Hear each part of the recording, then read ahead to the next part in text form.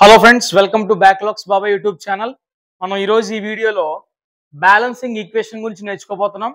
ఇది మనకి ఫిజిక్స్లో ఎలా ఉపయోగపడుతుంది సార్ అంటే కనుక మీకు ఫస్ట్ చాప్టర్లో ఎస్ఏ క్వశ్చన్ ఇస్తాడు మనకి బ్యాలెన్సింగ్ ఈక్వేషన్ చేయమని.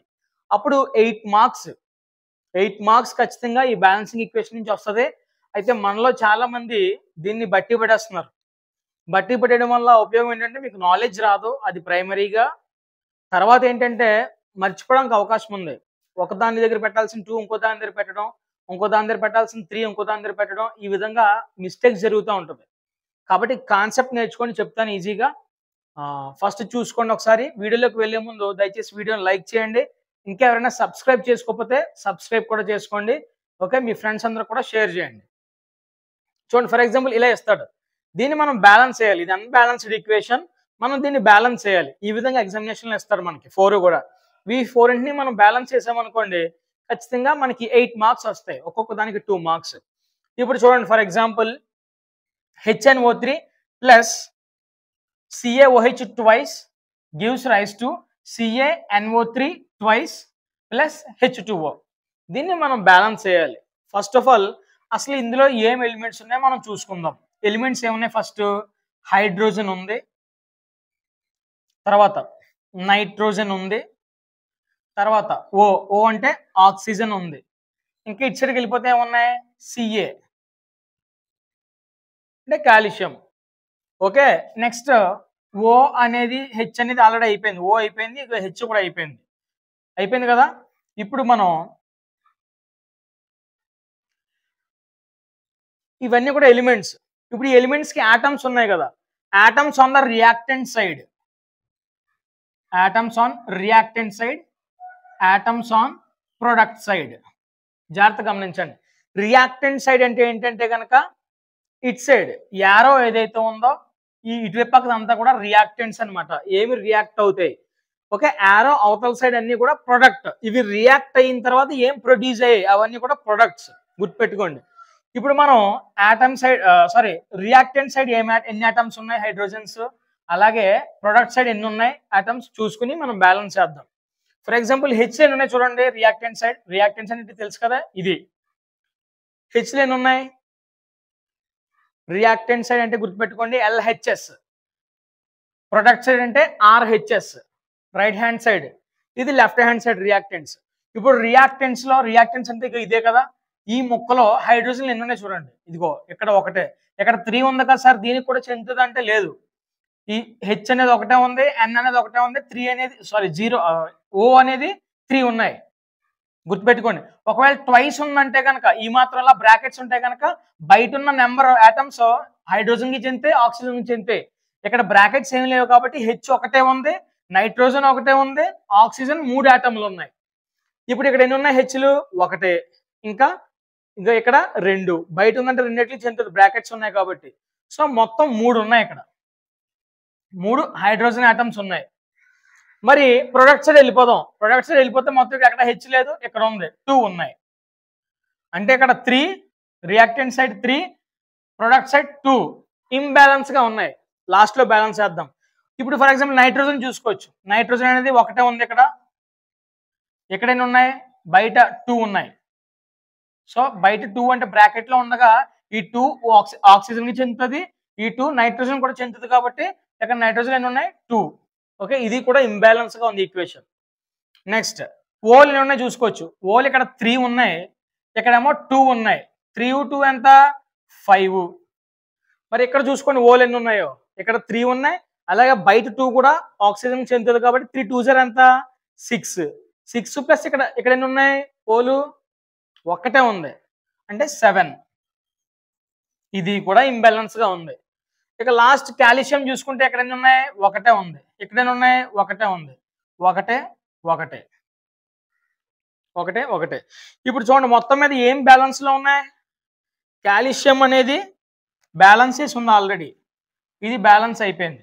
ఇప్పుడు మనం ఒక్కొక్కటి బ్యాలెన్స్ చేసుకుందాం. జాగ్రత్తగా చూడండి. ఇక్కడ హైడ్రోజన్ అనేవి 3 ఉన్నాయి రియాక్టెంట్ సైడ్, ఇక్కడ 2 ఉన్నాయి. అయితే మనం దీన్ని 2 అన్నా చేయాలి, లేదా 3 అన్నా చేయాలి, లేదా కుదరకపోతే యాడింగ్ అన్నా చేసుకోవాలి. ఫర్ ఎగ్జాంపుల్ హెచ్లో నేను ఇక్కడ 2 పెట్టాను. 2 పెడితే ఇప్పుడు ఎన్ని అయిపోయి? హెచ్లు ఇక్కడ 2 ఉన్నాయి, ఇక్కడ 2 ఉన్నాయి. మొత్తం ఎన్ని అయిపోయి ఇప్పుడు 4 అయిపోయాయి. ఈ 3 పోయి 4 అయ్యాయి. ఇప్పుడు ఇక్కడ కూడా ఎన్ని ఉండాలి? 4 ఉండాలి. సో ఇక్కడ హైడ్రోజన్ 2 ఉన్నాయి, ఇక్కడ 2 పెట్టేసాం అనుకోండి, ఈ 2 4 అయిపోతాయా? సో ఇది కూడా బ్యాలెన్స్ అయిపోయినట్టే. అర్థమైందా? ఇక్కడ మనం 2 వేసుకుంటే మొత్తం హైడ్రోజన్ ఇక్కడ 2 అయ్యాయి, ఇక్కడ 2 అయ్యాయి, మొత్తం 4. ఇదిగో 4 రియాక్టెంట్ సైడ్. ఇక్కడ 4 ఉన్నాయంటే ఇక్కడ కూడా 4 చేయాలి మనం ప్రొడక్ట్ సైడ్. ఇక్కడ 2 ఉన్నాయి కాబట్టి ఇంకో 2 కావాలి కాబట్టి ఆ 2 కూడా ఇక్కడ యాడ్ చేశాను. 2 2 4 మొత్తం బ్యాలెన్స్ అయిపోయిందా హెచ్. నెక్స్ట్ నైట్రోజన్ బ్యాలెన్స్ చేద్దాం. నైట్రోజన్ ముందు ఒకటే ఉంది కానీ ఈ 2 అనేది మూడింటికి చెందుతుంది కాబట్టి 2 ఉన్నాయి నైట్రోజన్లు. ఎక్కడైనా ఉన్నాయి?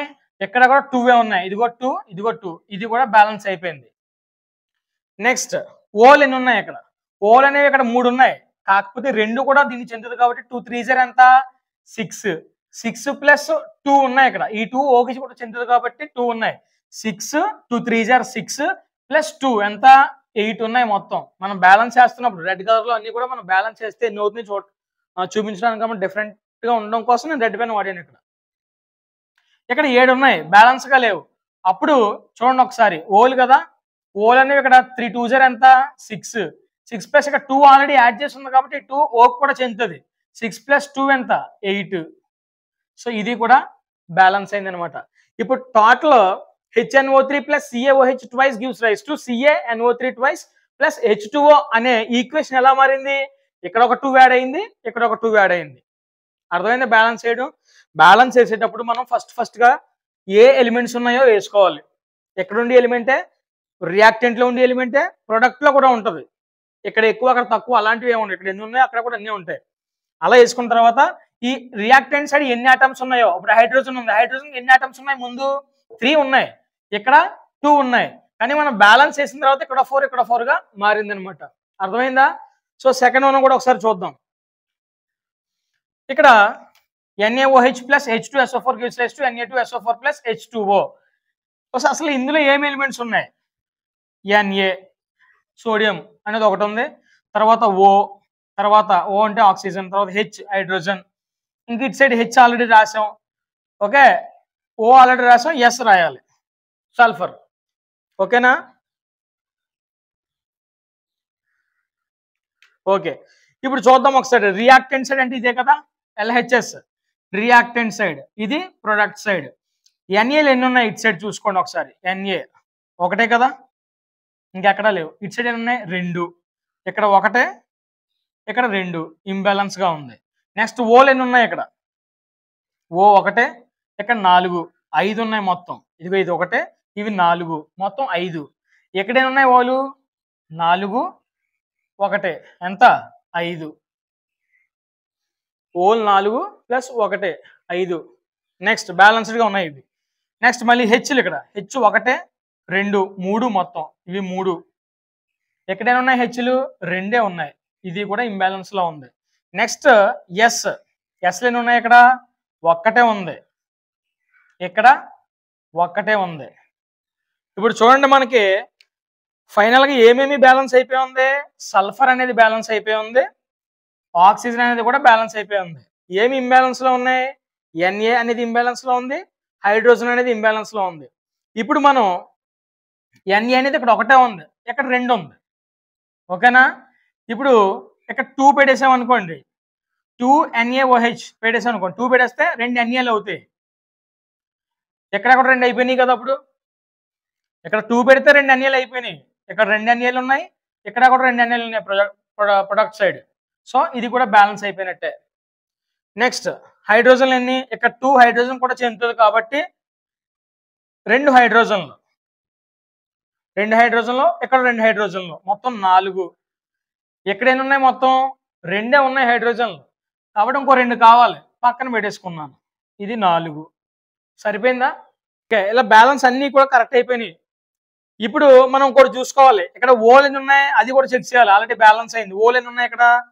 ఇక్కడ 2 ఓలు ఉన్నాయి, 2 ఓలు ప్లస్ ఇక్కడ 4, మొత్తం ఎన్ని? 6 కింద మారుతున్నాయి. ముందు 5 ఉన్నాయి బ్యాలెన్స్డ్ లో, కానీ మనం ఎప్పుడైతే బ్యాలెన్స్ చేసే క్రమంలో ఎక్స్ట్రా వచ్చినాయి మళ్ళీ ఓ ఐటమ్స్. సో ఇక్కడ 2, ఇక్కడ 4, మొత్తం 6. ఎక్కడైనా ఉన్నాయి? ఇక్కడ 2 ఓలు ప్లస్ 4 4 ప్లస్ 2 6 ఇక్కడ కూడా 6 వస్తున్నాయి. సో ఇక్కడ కూడా బ్యాలెన్స్ లో ఉందని అర్థం అనమాట. అర్థమైందా? ఇది నెక్స్ట్ థర్డ్ వన్ వచ్చేసి NaCl plus AgNO3 gives rise to AgCl plus NaNO3.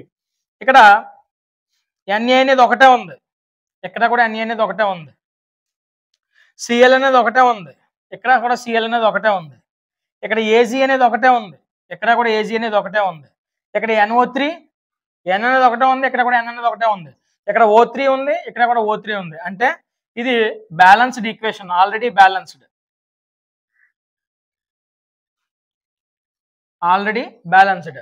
ఒకసారి ఇది కూడా చూడండి. BaCl2 plus H2SO4 gives rise to BaSO4 plus HCl. ఇక్కడ ఏమేమి ఉన్నాయి? ఫస్ట్ ఎలిమెంట్స్ ఏమేమి ఉన్నాయి? Ba ఒకటి ఉంది, Cl ఒకటి ఉంది, H ఒకటి ఉంది, S ఒకటి ఉంది, O ఉంది. ఓకే, ఇప్పుడు Ba అనేవి చూడండి ఒకసారి. Ba అనేది ఎన్ని ఉన్నాయి? రియాక్టెంట్ సైడ్ ఇది రియాక్టెంట్, ఇది ప్రొడక్ట్ సైడ్. ఇక్కడ Ba ఎన్ని ఉన్నాయి? ఒకటే ఉంది, ఇక్కడ కూడా ఎన్ని ఉన్నాయి? ఒకటే ఉంది, ఇక్కడ ఒకటే, ఇక్కడ ఒకటే. నెక్స్ట్ Cl ఎన్ని ఉన్నాయి? ఇక్కడ 2 ఉన్నాయి, ఇక్కడ ఒకటే. నెక్స్ట్ H ఎన్ని ఉన్నాయి? ఇక్కడ 2 ఉన్నాయి, ఇక్కడ Hలు ఒకటే ఉంది. నెక్స్ట్ S ఎన్ని? ఇక్కడ S ఒకటే ఉంది, ఇక్కడ S కూడా ఒకటే ఉంది. నెక్స్ట్ ఓలు ఎన్ని ఉన్నాయి? ఇక్కడ ఓలు ఇక్కడ 4 ఉన్నాయి, ఇక్కడ కూడా 4 ఉన్నాయి. అంటే ఏది ఇంబ్యాలెన్స్ లో ఉంది మనకి? Ba అనేది ఇంబ్యాలెన్స్ లో ఉంది, Cl అనేది ఇంబ్యాలెన్స్ లో ఉంది. ఇప్పుడు B అనేది ఇక్కడ ఒకటి ఉంది, సారీ ఇక్కడ ఒకటి ఉంది, ఇక్కడ ఒకటి ఉంది. B అనేది ఇంబ్యాలెన్స్ లో లేదు, సారీ. Cl అనేది ఇంబ్యాలెన్స్ లో ఉంది, Cl అనేది ఇక్కడ 2 ఉంది, అక్కడ ఒకటే ఉంది. ఇప్పుడు ఇక్కడ 2 వేసేసుకున్నాం అనుకో, 2 వేసేసుకుంటే Cl అనేది ఎక్కడ కూడా 2 కింద మారిపోతాయి కదా. ఈ 2 దీనికి కూడా చెందుతుంది కాబట్టి, అంటే ఈ 2 హైడ్రోజన్ కి చెందుతుంది, అలాగే at the same time Cl కూడా చెందుతుంది. ఇక్కడ Cl అనేవి 2 ఉన్నాయి, ఇక్కడ కూడా 2 కింద మారిపోయాయి. అప్పుడు ఫస్ట్ది బ్యాలెన్స్డ్ లో ఉంది, సెకండ్ది బ్యాలెన్స్డ్ లో ఉంది, థర్డ్ది ఏంటి?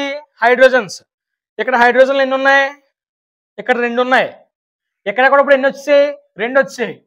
కాబట్టి థర్డ్ వన్ కూడా బ్యాలెన్స్డ్ లో ఉన్నట్టే లెక్క.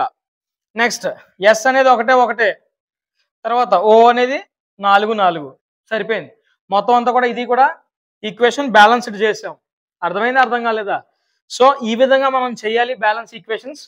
జాగ్రత్తగా గుర్తుపెట్టుకోండి. ఏదైనా ఒక అన్బ్యాలెన్స్డ్ ఈక్వేషన్ ఇచ్చినప్పుడు ఫస్ట్ మనం అందులో ఉన్న ఎలిమెంట్స్ అన్ని కూడా ఫైండ్ అవుట్ చేయాలి. ఓకేనా? ఇక్కడ చూసుకోండి జాగ్రత్తగా. ఫర్ ఎగ్జాంపుల్ ఇప్పుడు N ఒకటే, A ఒకటే, మళ్ళీ డిఫరెంట్ గా వేస్తారు. గుర్తుపెట్టుకోవాలి. మన సోడియం సింబల్ ఏంటి? Na. సో Na అంతా ఒకటే. ఆక్సిజన్ సింబల్ ఏంటి? O. హైడ్రోజన్ సింబల్ ఏంటి? H.